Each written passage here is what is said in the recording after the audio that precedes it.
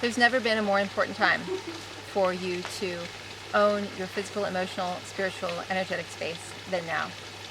For you to triumph, truly triumph in your life, over your obstacles, through your battles, whatever you're going through.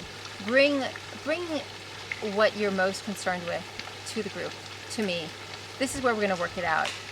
Bring your anxiety, bring your stress, bring your fears, bring your life struggles, bring your search for purpose, bring anything you want to bring. Because if we can't work through the struggles and the challenges of our life, and if we can't have a compass and a clear way through them, then we're going to constantly be struggling. And every time life throws us another challenge, we're going to have to stop to grapple with it, as opposed to moving gracefully and elegant through these challenges, knowing what to do, knowing how to handle ourselves, knowing what the right thing to do is in every situation.